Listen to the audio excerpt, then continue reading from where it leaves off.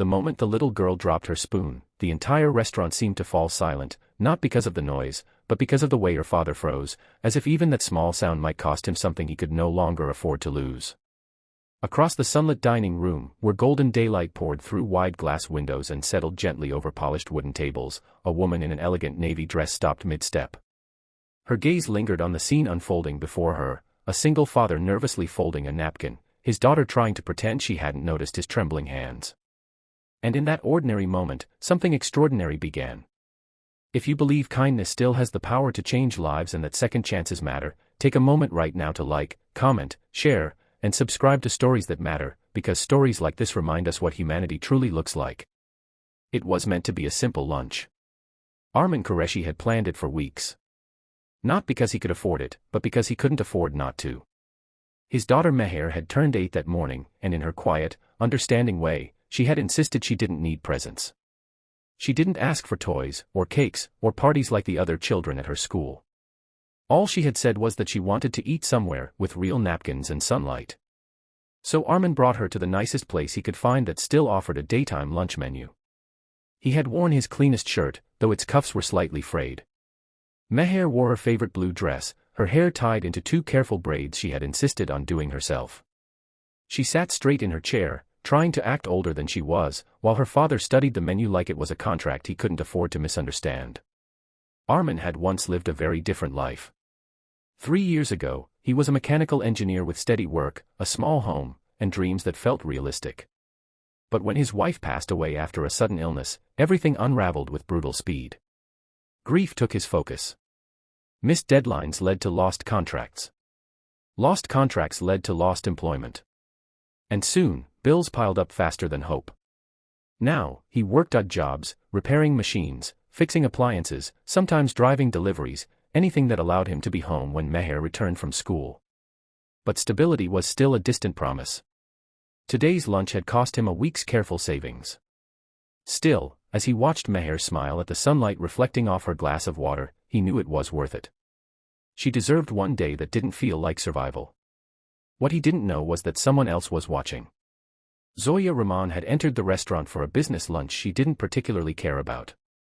As the heiress to one of the country's largest infrastructure companies, she was used to meetings that revolved around numbers and expansion plans. Her days were often filled with discussions about investments, mergers, and strategic growth. But something about the father and daughter drew her attention. It wasn't their clothes. It wasn't their food. It was the way Arman kept glancing at the menu even after ordering, calculating silently. It was the way Meher spoke with careful politeness to the waiter, as if trying not to inconvenience anyone. And it was the unmistakable tenderness in the way Arman adjusted her chair whenever she shifted. Zoya had seen wealth her entire life.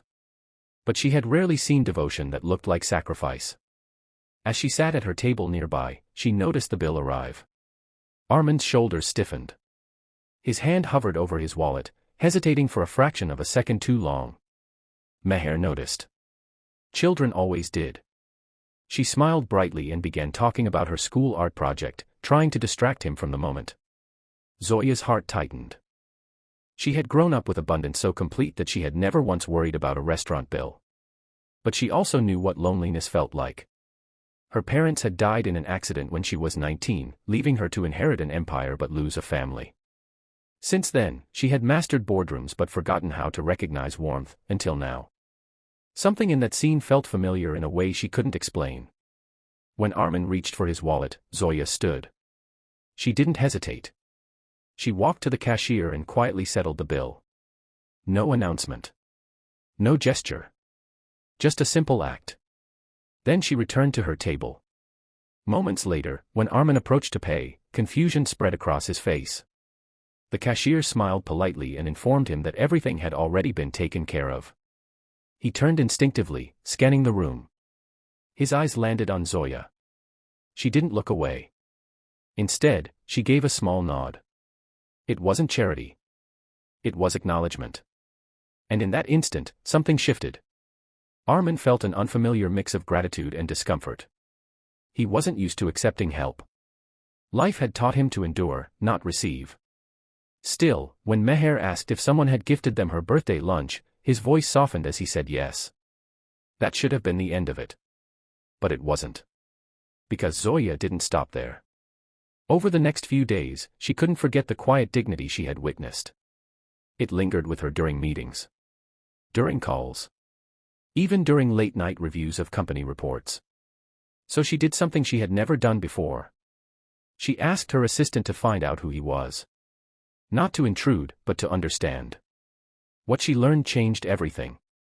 Arman wasn't careless or irresponsible. He was surviving. Working multiple jobs. Refusing assistance from relatives. Raising his daughter alone with a determination that bordered on stubborn pride.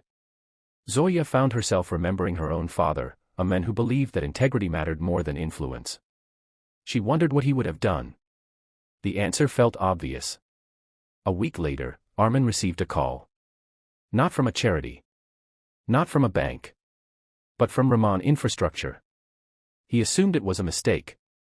Until he was invited to an interview.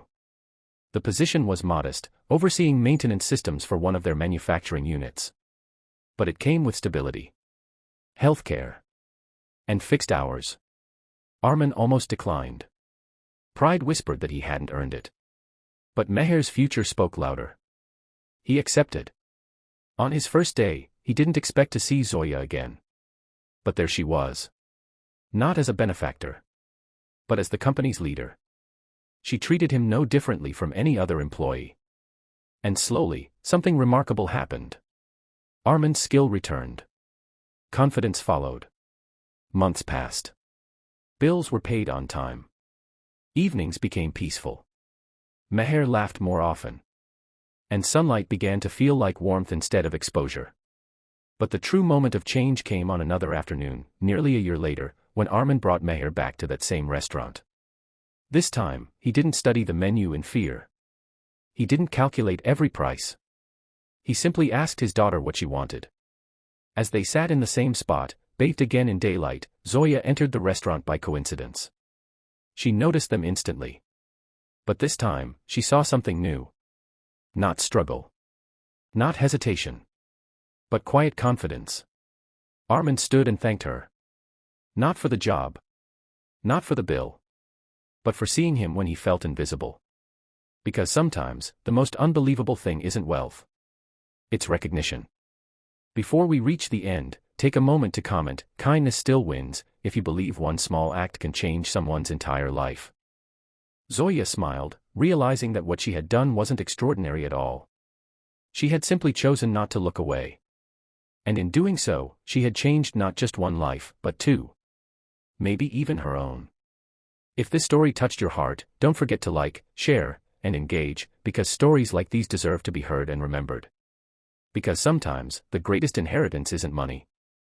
It's compassion.